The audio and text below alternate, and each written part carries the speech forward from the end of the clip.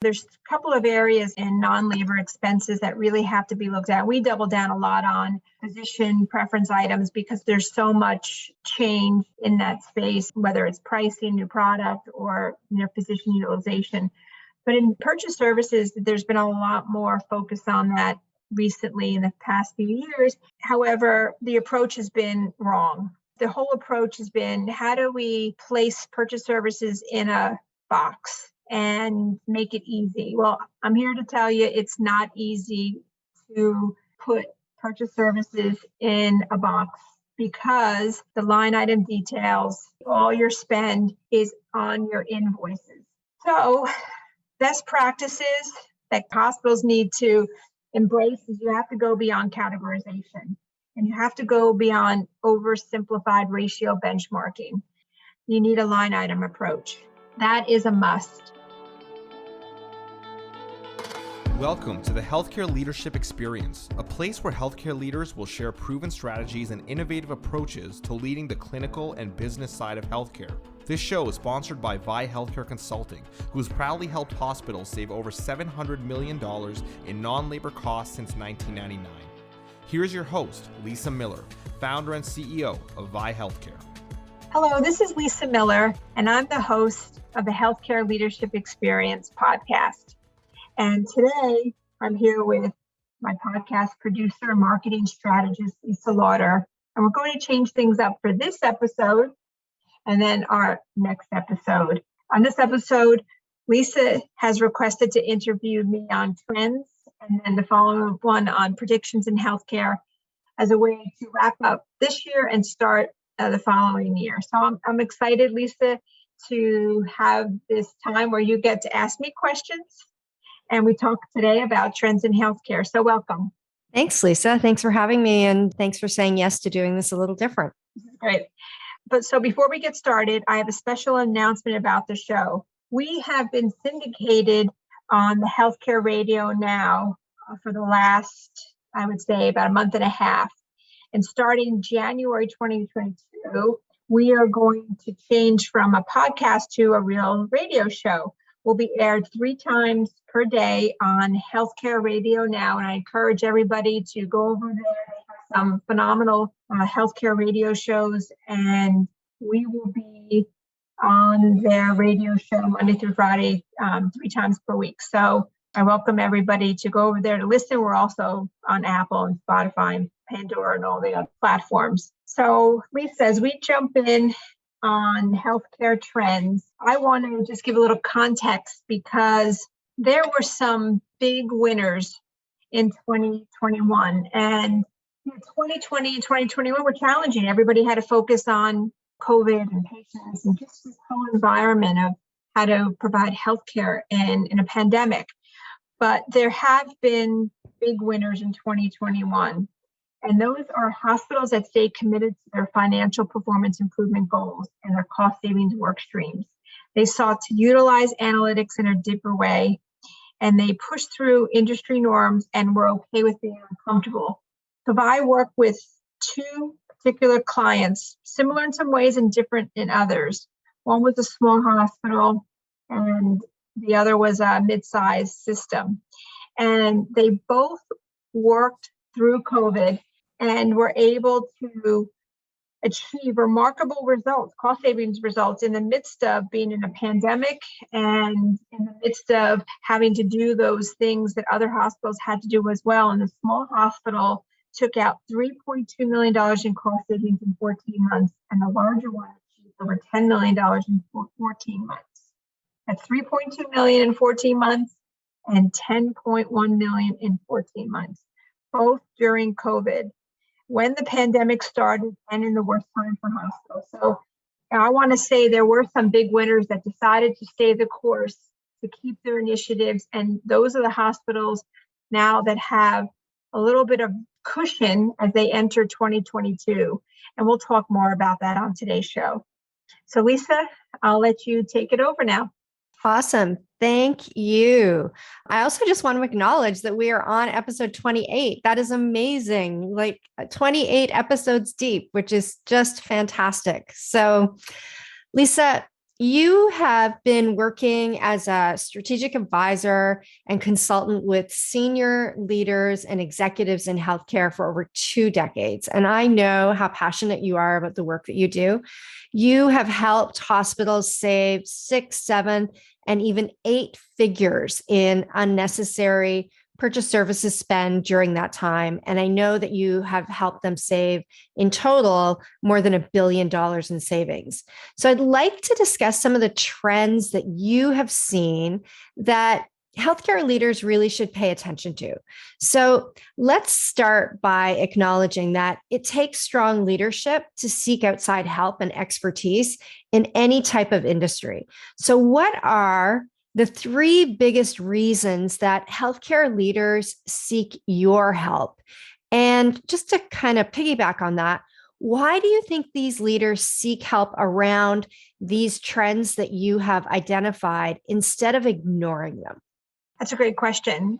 And I think probably more than 3, but I'll kind of buzz through them a little quickly. So number 1, they've been benchmarked in some way, shape, or form. And there's different ways that they can look at their peers, and they've come up with some gaps, and they've seen themselves maybe fall a little short. So they want to close that gap, and they need outside expertise. And number 2, they already have a margin gap. So it's already there. They have a deficit, and they need every area looked at. They need to find new areas to optimize. They can't tap those same areas. We have this fatigue around certain areas that keep on getting looked and looked because they're comfortable, and we got to move to the uncomfortable that haven't been looked at.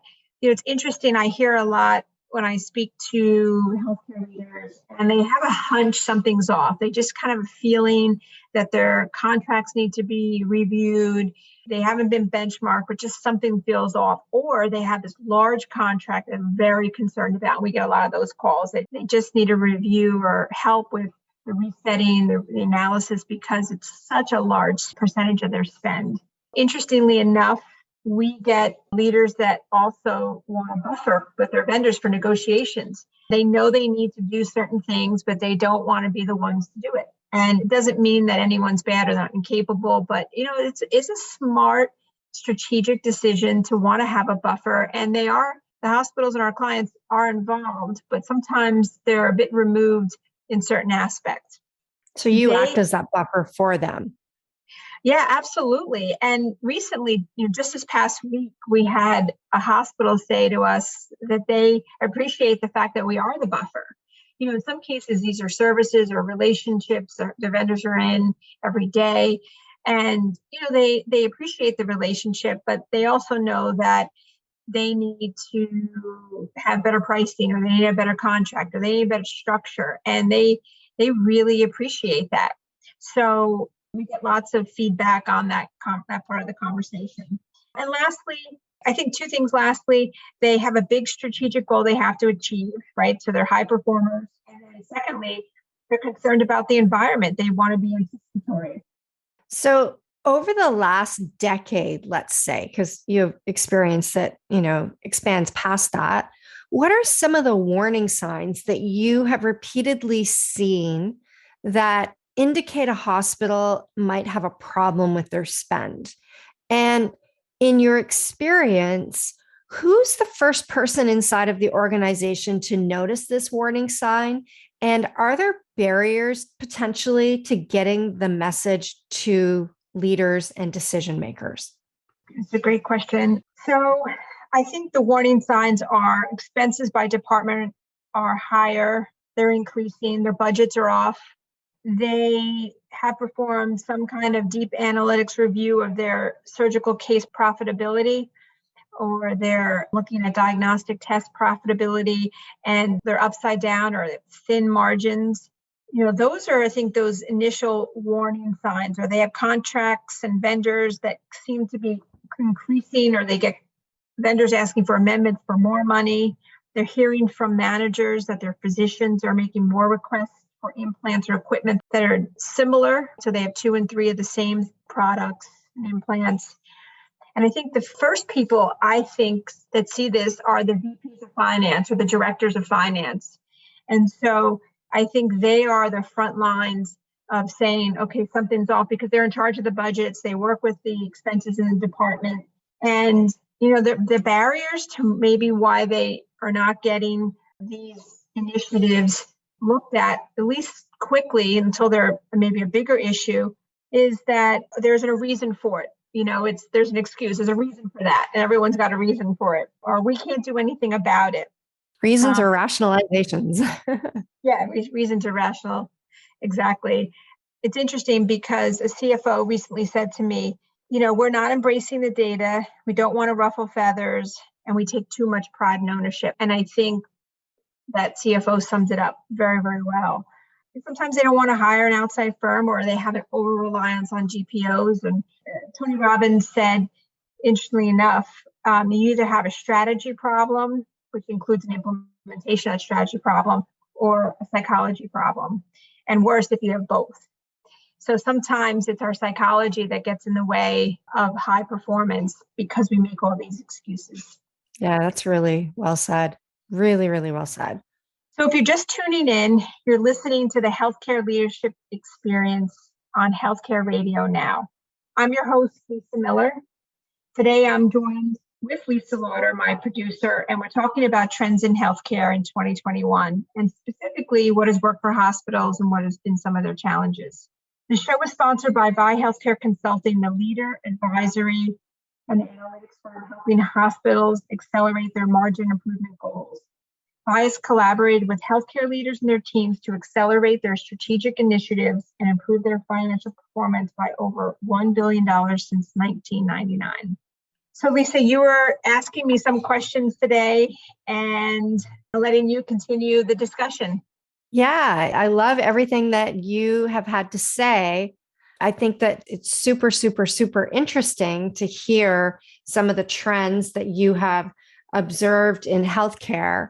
And especially, I love what you just said about Tony Robbins, and you either have a strategy problem, which includes implementation, or a psychology problem. And it's even worse if you have both, because I think that there's probably a lot of that goes on.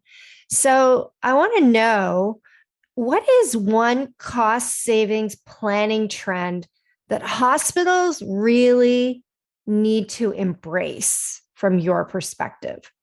On the entrepreneurial side, I could probably give you a dozen things that people need to do when it comes to planning. So I'm really curious to hear your perspective on this in healthcare. Right. So I've been doing a lot of thinking about that this past year. And, we have an approach called the 1080. And the 1080 is really around taking a complete top to bottom review. That's from your highest dollar expense all the way to that $1, which never gets done, right? A complete review of every single dollar spent and looking at it in 360 views. That's the contracts, that includes pricing, the utilization, which is key, and then the awareness. So it's really important, as we take a step back, you've got to have a big, big goal, financial goal, cost savings goal. It actually scares you. I actually had one of those for one of our clients in 2020 and 2021. We were able to achieve it, but it scared me. And I since talked to the CFO about that. And she has actually said, we probably need to have another scary goal, and I agree with her.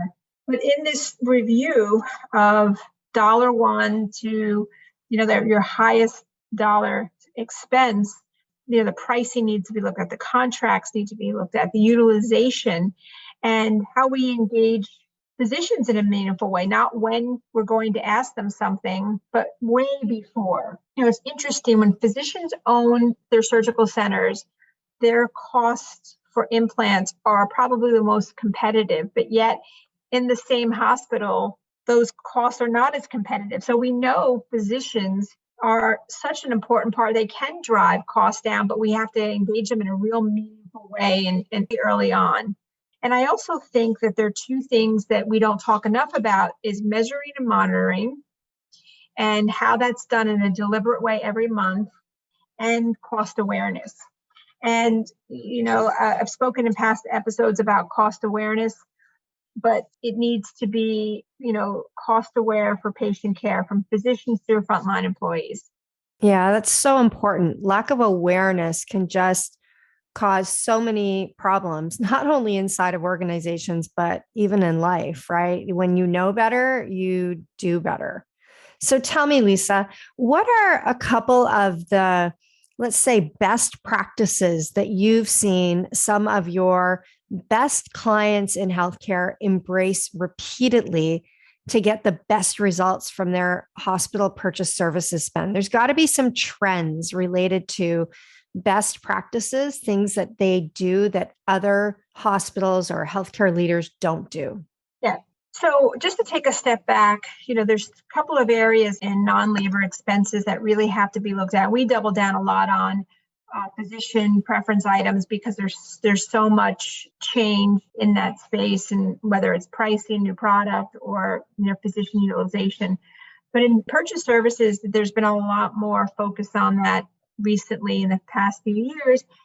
However, the approach has been wrong because the whole approach has been, how do we place purchase services in a box and make it easy? Well, I'm here to tell you it's not easy to put purchase services in a box because the line item details, all your spend is on your invoices.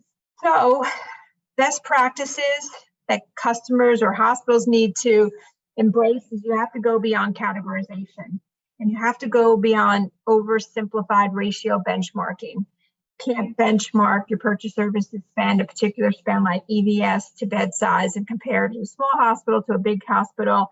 You're going to miss out on opportunities. You're going to frustrate your supply chain team. It just can't be done. So while starting with the categorization is definitely directive, and that's a beginning approach, you need a line item approach. You need a spend map, a 12-month historical data approach. That is a must. For large health systems, there's different approaches around analytics across all hospitals. What can you do, let's say, for biomed or for reference lab or for regulated medical waste, to look at how each hospital is performing, what they're doing in the specific hospitals, how you can get insights, how you can consolidate, how you can manage hospitals across. There are specific system-wide measurement and monitoring systems that need to be put in place, not just KPIs, but real measuring of spend, focused on critical drivers. And, I think that approach is key because, we tend to want to put purchase services in a dashboard. We always, it makes it easy to sell things, right? And the reality is purchase services is a roll up your sleeves, digging into the invoices, digging into 12 months of invoices. That could be thousands of pages. And the fact is, it can be done. We do that, but that approach has to be a line item approach. And I'll tell you, our clients are getting dramatically different results than those that are using categorization, simplified ratio benchmarking, online RFPs. Our clients are getting 2, 3, 4 times the results because they're taking a line item approach. That's great. It's so important to, really have a plan and to have, historical data and to be looking at those line items and to have really clearly defined KPIs. I think those are best practices for so many organizations. So tell me, this is my final question for you. What is one trend that you've seen that healthcare executives are not aware of? It's like one of those things where you tell them and they're like, well, I didn't know that they really should be aware of. Oh, wow. That's a tough question. And I don't mean it to make executives look bad, but and we're talking about trends here. So my assumption is you've seen a few things where you assume that they know and they don't, and they're glad once they know. But what is the one thing that they don't know, but they should know? Right. I think that there's a pattern that I've seen and we talk a lot about. And, I don't know if it's that they don't know as much as that they need to be reminded, or, maybe we've gone so far down this road that maybe it isn't, I don't know, but it's the power of self-contracting. Hospitals have such power or such the abilities to self-contract, but I think that in the advent of GPOs 20 plus years ago, they were meant to come in and use as an aggregate to help get better pricing. Hence why they got the safe harbor protection, because they are paid by the vendors. And there's definitely value in those areas where a GPO can aggregate volume. However, there is a large spend, probably more so than not, that the hospitals should be self-contracting. And we've got to go back to that self-contracting strategy. GPO pricing may not always be the best pricing. And in fact, when it comes to some of those PPIs, physician preference items, high cost supplies, and purchase services, the hospitals will do better self-contracting. And there is a role for GPOs, but we also have to remember the funding source. And the funding source is the vendors pay the GPOs. So self-contracting is such a powerful tool that the hospitals need to be pushing more and more of their spend towards self-contracting. And by doing that, you'll have second and third order consequences, which is they'll be able to be self-reliant. They'll be able to self-manage and do a lot of things that they don't do now because they assume that the GPO is handling it. And I think that's the thing that really is the missed opportunity, is just really thinking, the GPO's got it. We got it covered. We have a high compliance rate with the GPO. So stop assuming and instead start inspecting what you expect. Yeah, definitely stop assuming, right? It's really just taking back control, Lisa. Expenses and costs are going to be a bigger part of hospitals rebounding and closing gaps. They just are. And, we've got to go back to self-contract. We've got to go back to looking at even those outsourced physician services agreement. Those are like outsourced, anesthesiologist services or ER services. And looking at those agreements annually, actually, they're required for compliance to review annually. And by doing that, it's a nice way to put in your systems other agreements that need to be looked at annually, not just when the contract is coming due. And we have a habit of waiting for a contract renewal to do all that work. And it really should be an annual process of review. And I've heard you say before that a lot of executives when you tell them about the technology that you have that allows them to get to line item details so they can have greater insights on what's happening, that they don't even realize that this technology is available. Is that true?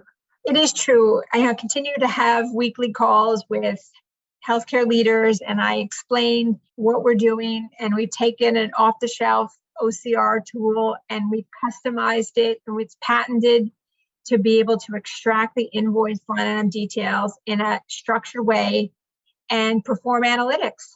And when we show our hospitals how quickly, within minutes, we can extract and analyze, they're shocked. I know it's unfortunate that, more hospitals, aren't aware. They think, well, this is just the way it is.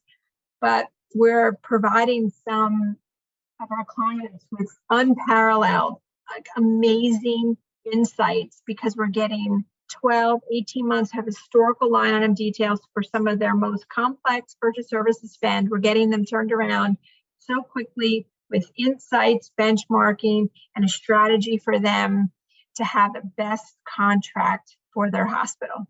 That's great, Lisa. So in summary, what I would say is don't assume that technology hasn't advanced with what your ever-changing needs are in healthcare, because there are lots of advances. Thanks so much for having this conversation. I'm going to hand it back over to you to wrap up. Thank you, Lisa. I appreciate the questions. They say that questions are the answers. Good questions lead us to the best answers. So I appreciate the questions today. Thank everyone for listening to the Healthcare Leadership Experience today. Our previous show, episode 27, was Why Your Hospital Needs a Podcast. And, Lisa and I have both have podcasts, but we really kind of dive in deep about your hospital having your own podcast. So I love podcasting because It allows me to share a lot of what we're seeing day to day to a bigger audience and just helping more hospitals and leaders and teams, achieve their goals. Our next episode is episode 29 on our 2022 predictions. Email me and let me know what you'd like to see for us to cover in 2022 on the show. And if you aren't connected with me on LinkedIn, please connect. I'd love to share the year with you on LinkedIn. I wish everybody a Merry Christmas, Happy Holidays, and thank you for your support of the Healthcare Leadership Experience. We'll talk soon. Hi, this is Leah. You are listening to my mom's podcast, The Healthcare Leadership Experience. Hi, this is Fernando. If you would like to speak with my mom, just email her.